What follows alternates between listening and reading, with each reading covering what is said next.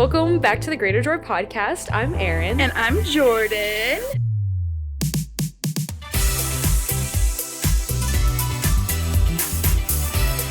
Welcome back. It's a new day. It's another week.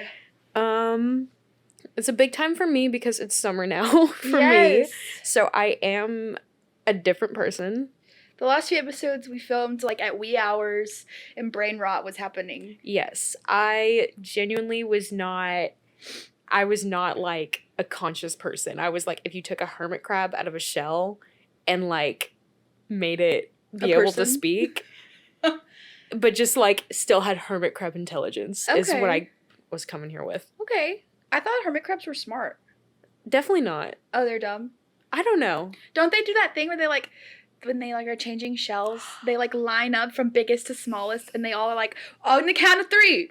Yeah. 1, 2, 3, go! They have a little like trading like conveyor belt. Yes. Well, maybe I'm wrong. Maybe they are smart. Maybe that could be the only thing they're smart about. No, I would totally believe that. Like, genuinely, I think that's right.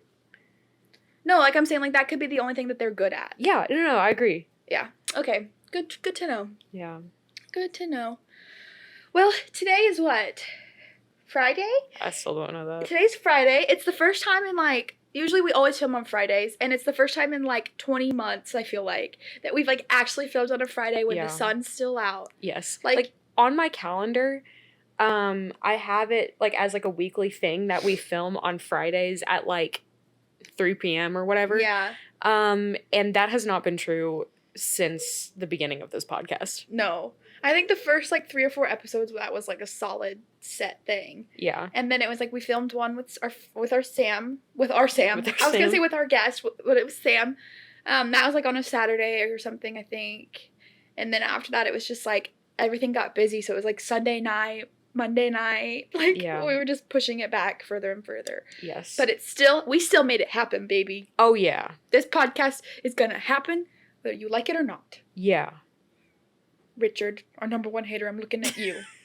This is a message to Richard and only Richard. This is a message to Richard. If you're not Richard, close your ears. Close your ears. This podcast is gonna happen. Mm-hmm. Okay, everybody There's else. nothing you can do about it. Nope. Okay, everybody else, you can open your ears. But yeah, what have we done this week? You went home. I went home. It was about time that I went home. I'll tell you what, I like really miss like driving long distances. Like that's one thing about being here. It's like anytime I go anywhere, it's like a 10-15 minute drive, but it's just traffic the whole time or like red lights the whole time. I love a road trip. Really? And so that was good for me. You like driving on a road trip? Yes. Okay, good to know. I love a solo long drive. Really? Is what I'm you saying. You just like play podcasts or music or both. I've not been consistently listening to podcasts since like high school, but every once in a while I'll have like a really small podcast phase. I listen to podcasts pretty much exclusively every time I drive back home. Just, I don't know why, like sometimes music just like gets really, not annoying, but it just feels repetitive sometimes. Yes. And it's hard for me to listen to. And the stations, like the radio stations change so much. Well, I am judging you for listening to the radio. I think we've covered that. We are covering that. Okay. So I don't keep on the radio when I'm driving long distances. It's just on like in my car right now, but like if I'm going to drive a long distance, I probably play a podcast. Yeah, I get that. For me, it's like music like if I'm just driving a short distance, then I'm like skipping every song and I'm like I've heard this too much, whatever, blah blah blah. But like music sounds better when I'm in my car by myself. I do agree with that. You know what I mean? Sometimes you do need that moment. Yeah. I do agree. Maybe you need to get into like how Stuff You Should Know has like the short stuff. So instead of skipping every song on your short drives, you just listen to like a 15-minute podcast. That's smart. I know. I know. Here's the danger with that is that you run the risk of like, what if it's like just over that? Because then before you start driving on your short drive, you got to spend forever finding which one you want to listen to, which is the whole process. That's true. And then let's say it's like a 17-minute drive. What are you gonna do for those 2 minutes? Find another podcast? It's going to take that whole amount of time. You're going to have to like think to yourself and debrief the podcast. No. Do you talk to yourself while you listen to podcasts? Sometimes. Like sometimes I will like talk to them. I would be like, that's hilarious. Yeah, no, like, sometimes I'm like, oh my gosh, like, because I listen to a lot of true crime podcasts, so I'm like, oh my gosh, what? Like, it's like, or I'll be like, me and Mitchell, when we're driving together home, a lot of times we'll, like, listen to stuff. We rarely listen to stuff you should know now. Mm-hmm. We're mostly listening to, like, a crime junkie. But if we do listen to stuff you should know, sometimes we have to, like, pause it and be like, did you know that? Like, that's kind of like, we, like, kind of talk about it because we get kind of excited. So I like that. It's kind of fun. But if I am by myself, I very much, like, feel like I'm engaging in a conversation rather than just listening. Even like, if I'm not saying it out loud, it's like in my head, I'm like, yes. Oh. Like in my head, I'm in a room with the podcast people and we're all having a conversation. Yeah, same. Like a psychopath. That's how I feel. Yeah. That's how I feel. Which is why we took the liberty to start our own podcast. Exactly. Now we are the people in the room. I've never processed it like that. Where it happened. The room where it happened. Okay, I'm about to go see Hamilton on Sunday. Oh my gosh. I'm about to go through the biggest Hamilton phase of my life. I can feel it coming. It's brewing. It's brewing up. It is so brewing. It's brewing up. I have like a Hamilton sweatshirt that's just like white and it says, it's like the Hamilton logo. And I'm like, should I wear that to the play? Should I wear that to the theater? You should. I don't know. It's Mother's Day, so I feel like I should like dress nice and like, you know, we're gonna take pictures. Well, like do your hair and makeup, but also and like wear cute shoes, but then also wear the Hamilton sweatshirt. Okay. You know what I mean? Okay, I will. I can feel it coming. Do you remember? This memory just came to my head. It was one time summer. I think it was the summer after I graduated high school. So you were going into your senior year, and we were doing something, but we were like a part of some sort of something, but we had like 2 hours to kill or something like that. And that was like our big friendship bracelet phase. Like all of our friend group were all making like those friendship bracelets. That was a good summer. And we were making them. Yeah, that was like the best. That is like genuinely my favorite summer of my life. Wholesome, wonderful summer ever. That was the best summer of my life. Like, yeah. Truly yes. Truly yes. We were just. I was on my biggest Hamilton phase because you and Ashley made me watch it. We would drive all the back roads with all the windows rolled down. And me and you decided we were going to drive all the way to Michael's to get string because we wanted to make Hamilton specific bracelets. Yes. And we drove 20 minutes there, and so 40 minutes total. It was probably like an hour. Like it's probably like a 30-minute drive for sure. There and back. To spend 5 minutes in the store to get gold string to make Hamilton, like specific string, Hamilton colors. A total hour drive to buy like $4 worth of string. We were in the store for 5 minutes and then we drove back and we spent the rest of the day making those bracelets and we spent the rest of the day like, I wore my King. Oh yeah. That's when like my wrist would be like completely covered in friendship bracelets. I'm like ready to bring that back. Let's make that cool again. Girl, let's relearn how to make bracelets. Go sit by that pool and make friendship bracelets. Let's relearn let's bring the Hydro Flask back and relearn how to make friendship bracelets. You know, Stanleys are very good for friendship bracelets. I can see that too, but I feel like the Hydro Flask is sturdier. Like it has a better base. So I feel like it's not as like the Stanley's probably gonna fall over if I do too much. Oh, you did that with just standing up. Like the Hydro Flask is just standing up. Yeah, like I had that thing locked down. Like I had to be holding it. You hit your grippers.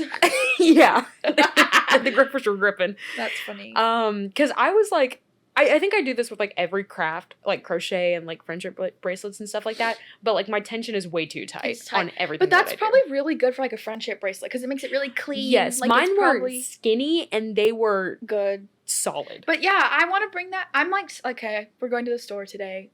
I guess we have to. We have to go buy friendship yarn. I guess we have to. Darn. I think I have some. I have a little bit too. I have some from like a year or two ago. I was like, I'm gonna get really into embroidery. I have some probably from like I have some from that phase probably still because then when I did get into embroidery, I just used that yarn still. Yes. Or string. It's not really yarn, but I do remember I wore my King bracelet. I wore What's his name? King George. Okay. I couldn't remember. His bracelet because his was like the fishtail style. Yes. Because we spent hours, like not hours, but we spent a long time like deliberate, like okay, Hamilton gets this kind of bracelet because of this. King George gets this because of this. Like I think I might be making this up, but I think we made like I made like an Act 1 Hamilton and an Act 2 Hamilton. Like one was like the uniform and the other one was like green and sparkly. Because we bought I think we bought like a velvety looking like sparkly green kind of. Yes, I remember that one. And I remember the gold one. For King George. Why do I remember this so vividly? This is crazy. Because I wore that bracelet probably my entire freshman year of college. If I looked hard enough in this house, I probably still have it. I definitely don't. I don't know where those things went. I have like a tendency where I can't get rid of anything. I had so many bracelets. Like my wrists were just covered in bracelets. Okay, I'm so serious. Let's bring it back. I'm serious. Okay. I've never joked a day in my life. Me neither. I've never said one joke ever. Never. No, I've never exaggerated ever. Never. The other day when I was home, for some reason, me and my sister started singing that part in the Reynolds pamphlet where you're never gonna be president now, never gonna be president now. We would just sing like one line from that randomly, like over and over. And we were like playing Catan and like doing stuff. And my mom for like several hours straight was like, "What is that from?" We just never answered her. That's really funny. We just never answered Also, her. the other part of Hamilton that I remember is like all of our guy friends in high school, like some of them became weirdly obsessed with it. Like Garrett loved it. Garrett is like a huge. I remember like having conversations. Initially, was shocking, but the more I think about it, it's not shocking. It's not at all. shocking, but no, he's gonna when he's his high school history teacher, he's gonna play that in his class and make his students watch Hamilton. Yes. But I was also thinking through like I remember there was a scene specifically, and me and you made like we laughed at it a lot, where they're talking about like New York City and like the rat, like it's dirty and all of that, and there's these two little like background dancers that are like creeping like little rats. I don't remember this. And me and you, like, I remember we would be like in the lobby at church or something, and we would go, the rats. I do. Wait, I very and we very would creep like the little this. like rat characters, but they were just like background dancers. They were just doing something weird, and they were like, but yes. Yes. That's funny. That was a good summer. That was such a good summer. Wow.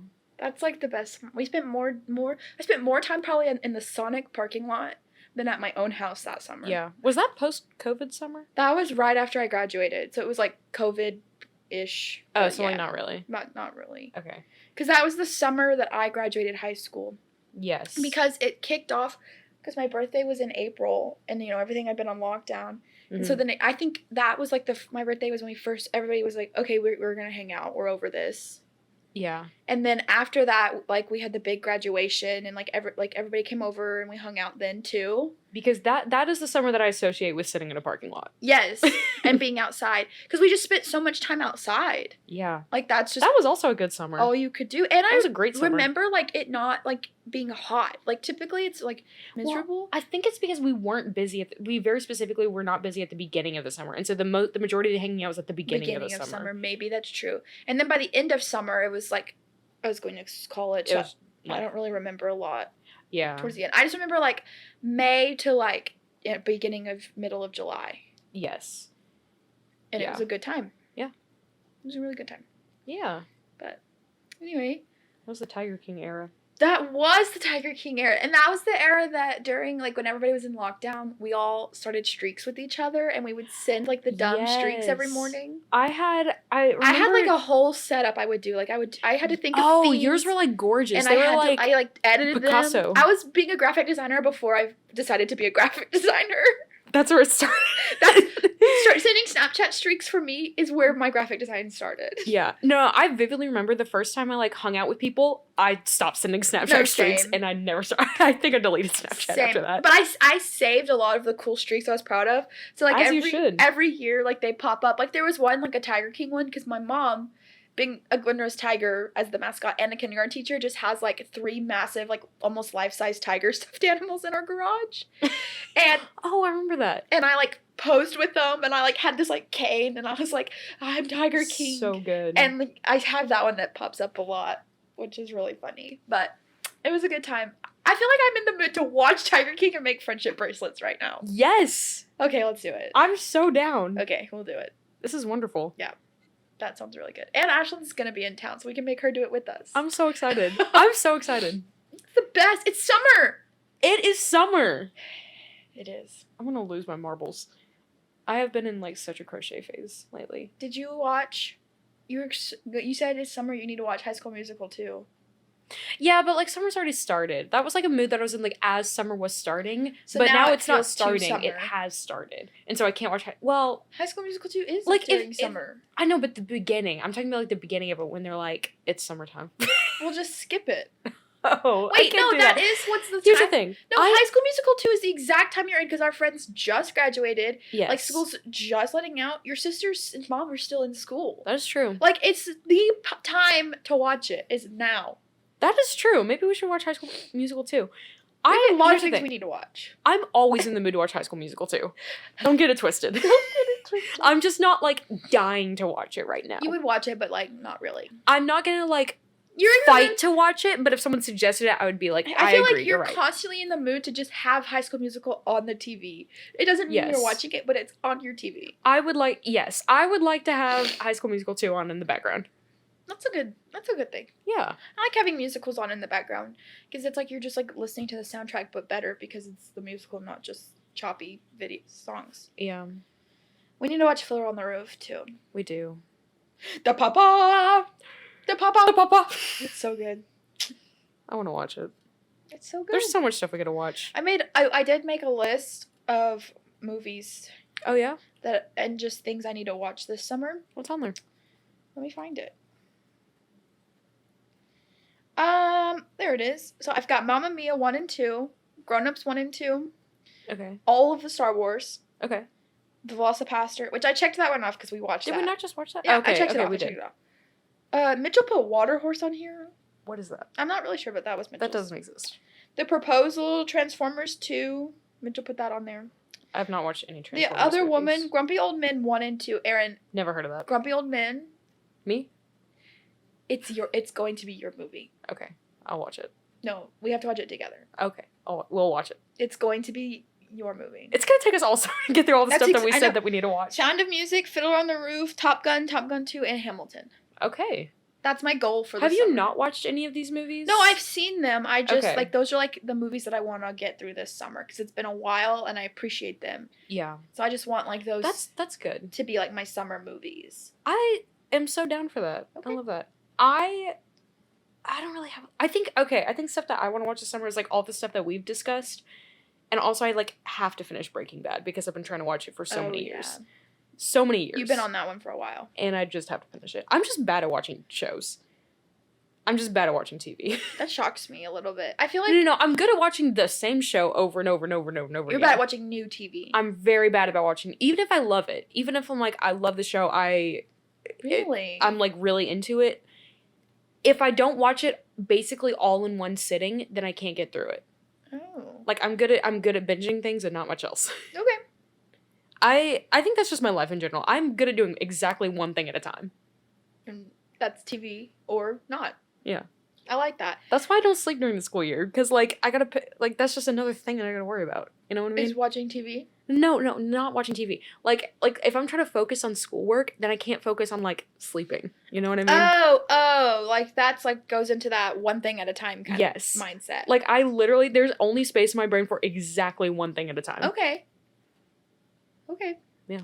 I feel like if I told Jenna this too, and I feel like it's true for you, if you weren't in school, or maybe once you're out of school and you're like kind of you get a job and like you know life kind of gets into a not a routine but settles down, I guess. Mhm. I could totally see you becoming a major book reader. Oh, totally. I wouldn't say I'm a major book reader, but I'm enjoying the books. I'm Yeah. enjoying the literature. Here's the thing. Most hobbies there are out there in the world I could get really into. Yeah. Yeah, you could. There's The very thing few for hobbies me out there that I could that's get really hard ridiculously into. The hobbies that I have gotten into, which are like hobbies that I feel like you would be into also, Mhm. are not fast hobbies. How do you mean? Like crochet can take a while. Yeah. Reading a book takes a while. Like my Yeah, hobbies. but it's like it's like an intense like one. It is. thing at a And I time. do like that. Like painting is another one, and that typically goes pretty fast. Like I don't paint like giant elaborate. Are you talking about like fast turnaround with like Yeah, completion like if of I'm like painting a project? if I'm painting a picture, I have been wanting to paint. I don't lately. paint like these massive grand paintings that take me days and blah blah blah. I usually sit and then like I take like an hour and I paint a couple paintings and I like Mhm. I do it for more of just like fun now. Like it's not really like I'm not like really focused on it and trying, Yeah. So painting is like a fast turnaround hobby. Like quick, I get my reward. I get my painting done quickly. But like reading a book, I started this book. It's sitting on the couch. It's called All the Lights We Cannot See, and Mhm. it's so good. It's like during World War II. Is that a movie? It's a TV also? show on Netflix. Okay. So the TV show is based off the book, Mhm. and we saw the TV show, and Mitchell was like, "Oh, we have to watch it." And then I found the book at Target, and I was like, I can't watch the show until I read the book. I'm sorry. Yeah. So I'm trying to like hurry up and get through it. I started the book maybe like a month ago. Mm-hmm. I'm almost done, but I'm not a fast reader, and I have a hard time like really like until the book like really gets interesting. Like just I have to like really push through it, you know. I relate. Which this book's been interesting pretty much the whole time. It's just like a slower book, I feel like. Yeah. But anyway, all my hobbies are slow hobbies. Do you think like I'm trying to think because like lately what I've been like really into is like Stardew Valley, which is like the little farmy Minecrafty game. Is that a fast hobby or a slow hobby? That's a slow hobby. Okay. A fast hobby would be like Papa's Pizzeria. Okay. Because also I could get into that. Yeah, you could. You could own all the Papa's franchises. I did, in my childhood, I did complete Papa's Cheeseria. Like, I 100% of it. I didn't know you could complete those. You can. Oh, you did it. It takes a lot of time. But we know this about your personality, though. Like, you are the loyalty personality. Like, you like I've also completed Stardew Valley. Yeah, multiple times, right? Once. Okay, once.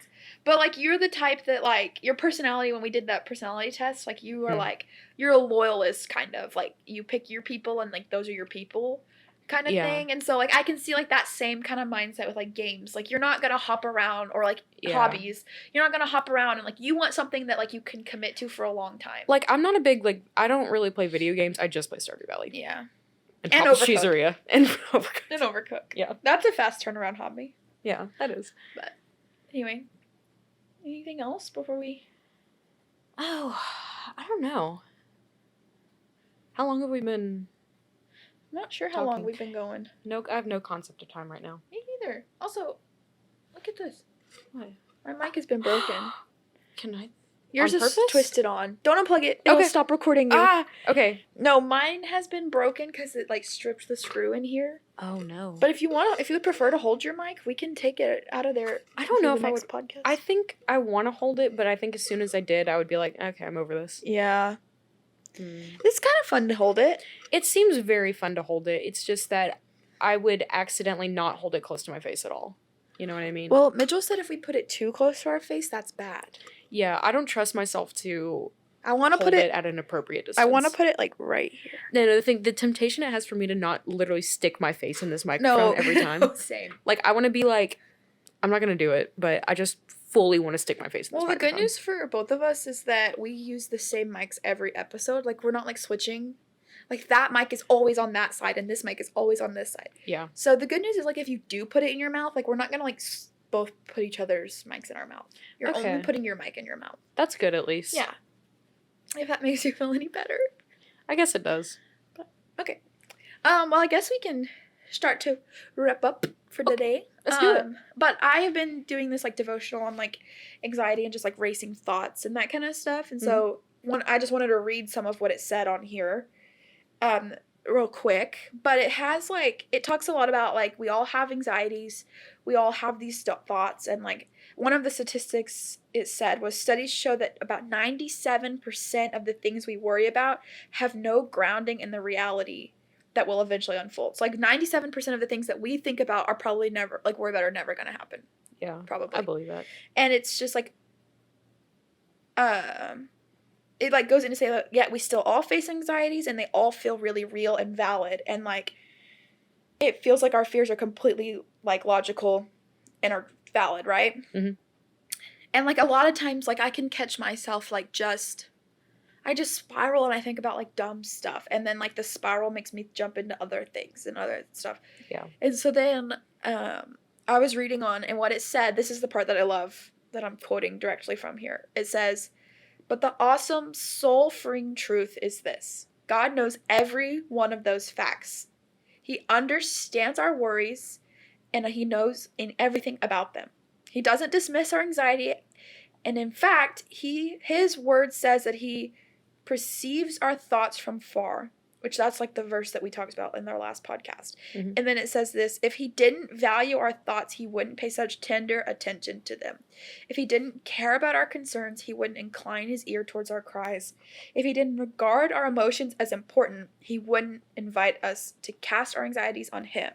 His thoughts towards us outnumber the grains of sand.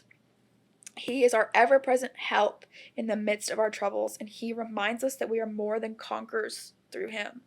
And I just like I loved like reading through that. I was just like, it just makes me smile, and it just like, I don't know, like God's so sweet to us to like care that much. And like one of the things that it says, if he didn't care about our concerns and like he wouldn't incline his ear, if he didn't regard our emotions as important, he wouldn't have invited us to cast our anxieties on him. Mm-hmm.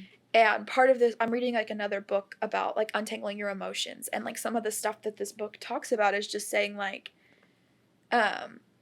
emotions aren't necessarily bad. Like God gave us emotions for a reason. Yeah. And like, so like anxiety is just part of like untangling that. Yeah. And like God cares and like leans into us, and he cares. Yeah. That is good. I haven't really heard that put that way. Yeah. Like specifically with like emotions, because like I know like at least for me in the past, like I've kind of had this mindset of like, oh, like any emotion is like all these emotions are like irrational and like wrong and stuff like that.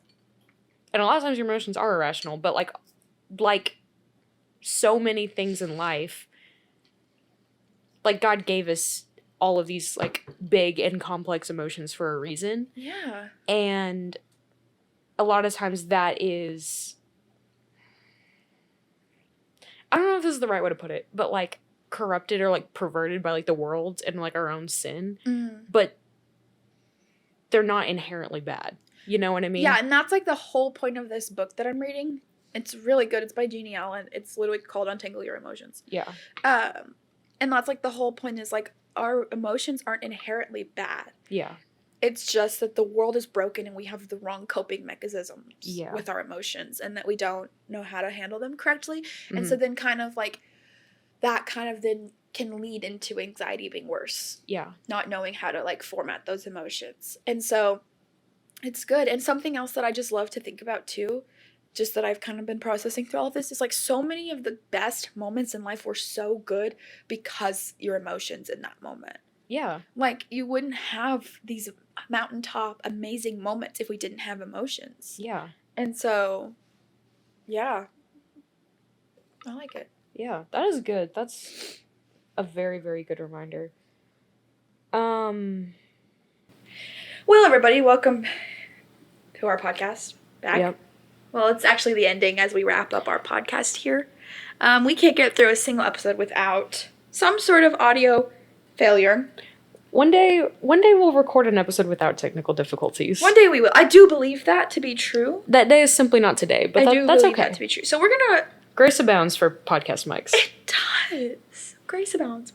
We're just gonna re-record a little bit.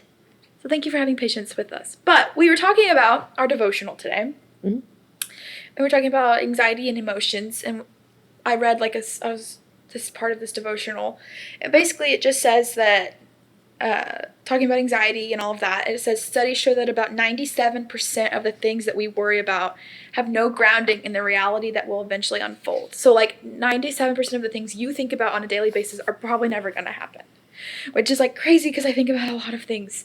And like this devotional says, like they feel so real, they feel so valid, like and logical, and like they feel like they make sense. But like rationally we can know when we're not in that moment that they're not real. But they do feel valid, and like our emotions and all of that feel very real. But it later says, here is the totally awesome, soul-freeing truth. God knows every one of those facts, and he understands our worries about them. He does not dismiss our anxieties. In fact, his word says that he perceives our thoughts from afar. If he didn't value our thoughts, he wouldn't pay such tender attention to them. If he didn't care about our concerns, he wouldn't incline his ear towards our cries. If he didn't regard our emotions as important, he wouldn't invite us to cast our anxieties on him. His thoughts towards us outnumber the grains of sand. He is our ever-present help in the midst of trouble, and he reminds us that we are more than conquerors through him. And I just love that little part of that. Like, it just makes me puts a smile on my face. It makes me feel really good. Like, just how he cares and how much, like, I've just never thought about it in that way, especially towards, like, the emotion part. Like, if he didn't regard our emotions as important, he wouldn't invite us to cast our anxieties on him.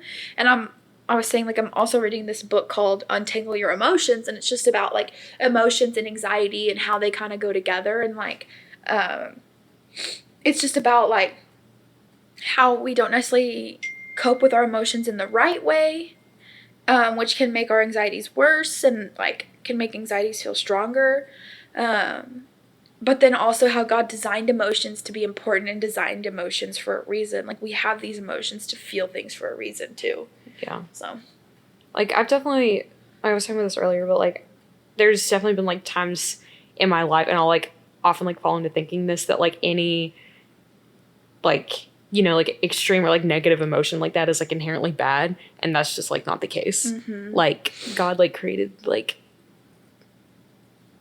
these, like, big, like, complex emotions for a reason, and a lot of times it's, like, kind of, like, negatively, like, warped by the world, but that doesn't mean that, like, it's bad in the first place. Right. You know what I mean? Right. Something I had said earlier was just, like something that it's made me really realize is, like, some of the best, most high mountaintop moments in our lives feel that way because of our emotions and because God gave us those emotions. Like, they wouldn't feel like that without our emotions. Yeah. Speaking of that, I was going to read a part from Psalm 40, just starting at, like, the very beginning. It says, "I waited patiently for the Lord, and he turned to me and heard my cry for help. He brought me up from a desolate pit out of the muddy clay and set my feet on a rock, making my steps secure.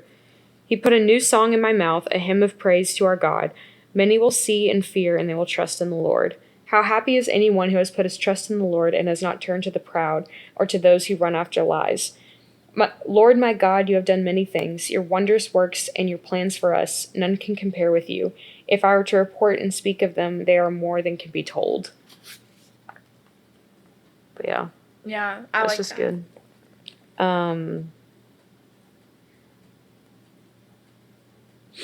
Yeah. And a lot of, like, what it says, like, to those who, like, run after lies is something that I kind of associated a lot with, like, those, like, anxious thoughts and stuff. Mm-hmm. And, like, returning to that. You know what I mean? Yeah. I feel like, because, like, they said, like, 97% of those thoughts aren't true, so they're lies. Like, they're probably not going to come true. They're lies that the enemy is twisted, or even just, like, our own selves have been twisted because of the brokenness in this world. And, yeah, like, I catch myself clinging to those and worrying about those and clinging to that so much more than I do the real truth that the Lord has, you know? Mm-hmm. And so it's kind of just, like, it's comforting to know that even though I do cling to those, he values our thoughts. If he didn't, he wouldn't pay such tender, I love, like, the tender attention that it says to them. Like, he does, like, lean in towards us in those weaker moments. Like, he does lean in towards us during those moments of biting into those lies. Yeah. Like, the end of Psalm 40 says, "Let all who seek you rejoice and be glad in you. Let those who love your salvation continually say, 'The Lord is great. I am oppressed and needy. May the Lord think of me. You are my helper and my deliverer. My God, do not delay.'" Which, that I feel like is so just, like, hopeful. Mm-hmm. Like, he is there and listens to, like, all of that. Yeah, totally. I totally agree. I love it. Yeah. Yeah. Well, on that note, I'll see you next week. bye!